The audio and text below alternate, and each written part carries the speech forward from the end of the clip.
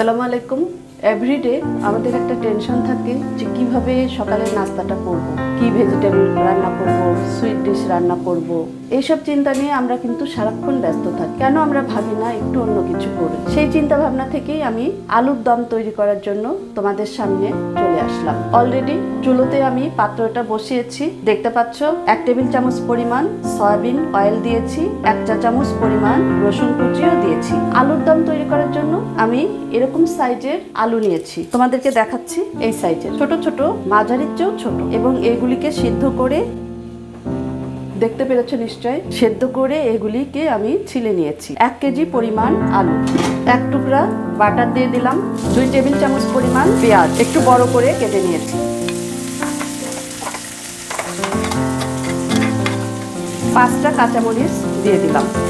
এটাকে হালকা আমি নাড়াচাড়া করে নেব, একটু ব্রাউন হয়ে আসবে। 2টো শুকনো মরিচ চিড়ে দিলাম, আমার শুকনো মরিচ না দিলে ভালো লাগে না। একটা তেজপাতা ছিঁড়ে দিয়ে দিলাম, 1 চা চামচ আদা বাটা, 1 চা চামচ রসুন বাটা, 1/2 চা চামচ জিরে বাটা,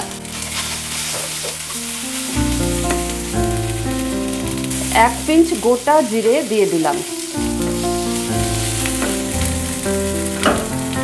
হালকা একটু পানি দিয়ে দেবো, গরম পানি।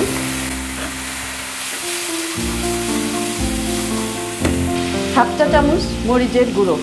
আলুর দমে হলুদ গুঁড়ো তোমরা ইচ্ছে করলে ব্যবহার করতে পারো, আবার নাও করতে পারো। আমি হালকা হলুদ গুঁড়ো দিয়ে দেবো, খুব কম, 2 পিঞ্চ পরিমাণ হলুদ গুঁড়ো দিয়ে দিলাম। এখন এটাকে আমি খুব সুন্দরভাবে একটু কষিয়ে নেব, 3-4 মিনিট আমি এটাকে কষিয়ে নেব, মশলার গন্ধটা যেন চলে যায়। 1 চা চামচ সল্ট। আলুর দম ভেরি টেস্টি। এটাকে তোমরা রুটি, পরাটা অথবা নান কিংবা বসনিয়ার সঙ্গে পরিবেশন করতে পারো। টমেটো কুচি 3 টেবিল চামচ দিয়ে দিলাম, আলুগুলি ঢেলে দিলাম।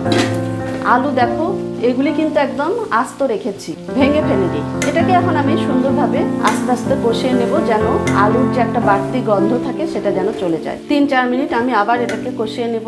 আমি 1 কাপ পরিমাণ পানি দিয়েছি, পানি দিয়ে এটাকে খুব সুন্দরভাবে কষিয়ে নিচ্ছি। আলুটা যখন আমি সিদ্ধ করেছিলাম, খুব বেশি সিদ্ধ করিনি, কারণ শুধু সিদ্ধ করে নিলেই হবে না, আমাকে আবার এটাকে রান্না করতে হবে। রান্না করবার জন্য আমি এটাকে একটু কম সিদ্ধ করেছিলাম, একটু হার্ড রেখেছিলাম। তোমরা যে প্ল্যাটফর্ম থেকে আমার এই রান্নাটা দেখো না কেন, তোমরা আমাকে লাইক করবে, শেয়ার করবে। ইউটিউব চ্যানেলে যে আমাকে অবশ্যই সাবস্ক্রাইব করবে, লাইক কমেন্ট করতে ভুলবে না। তোমাদের প্রচুর লাইক আমার দরকার, তোমাদের লাইক আমাকে অনেক বেশি উৎসাহিত করে। তোমরা বেশি বেশি করে শেয়ার করলে আমি আরও বেশি উৎসাহিত হই, আরও অনেকেই উপকৃত হবে আমার রান্নাটা দেখার জন্য। অনেক নতুন রাঁধুনি আছে যারা হয়তো ভাবছে কি রান্না করবে, কেমন করে রান্না করবে, তাদের জন্য এগুলি অত্যন্ত প্রয়োজন। সবার জন্য হয়তো নাও হইতে পারে। আমি আর একটু পানি দিয়ে নিলাম। রান্নাটাকে তুমি তোমার নিজের মতন করেই করতে পারো, কি করলে তোমার রান্নাটা অন্যদের চেয়ে একটু আলাদা হবে। আমি অবশ্যই এরকম ট্রাইটাই করি সব সময়। ঢাকনাটা আমি তুলে ফেললাম, আমি আর একটু পানি দিয়ে দিচ্ছি।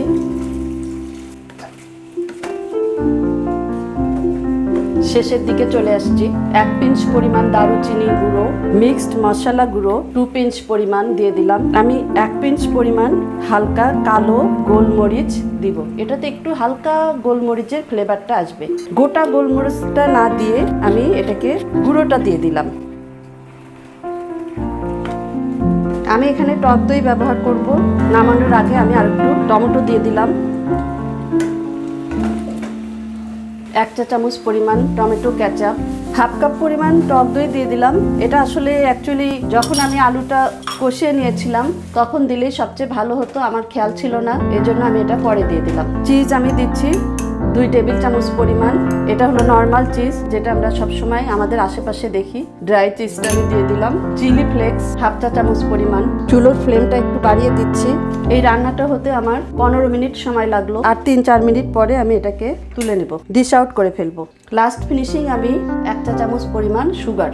এটা অপশনাল, যেহেতু আমি টক, টমেটো, ইয়োগার্ট ব্যবহার করেছি, তাই এখানে 1 চা চামচ চিনি দিলে ভালো লাগে, কারণ টক ঝাল মিষ্টি এটা অত্যন্ত একটা মুখরোচক করে তুলবে। গ্রেভিটা দেখো আমি একটু বেশি পরিমাণ রেখেছি, কারণ আলুর গ্রেভিটা ঠান্ডা হয়ে গেলে একটু টেনে আসে, যার জন্য আমি একটু বেশি রেখেছি।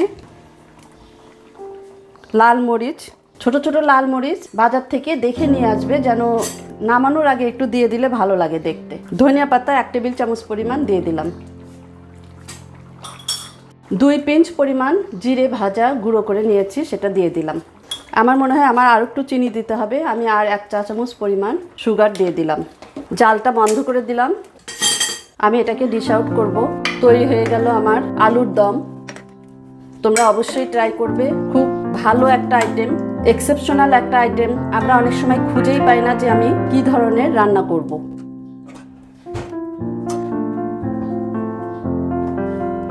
আলুর দম তৈরি হয়ে গেল।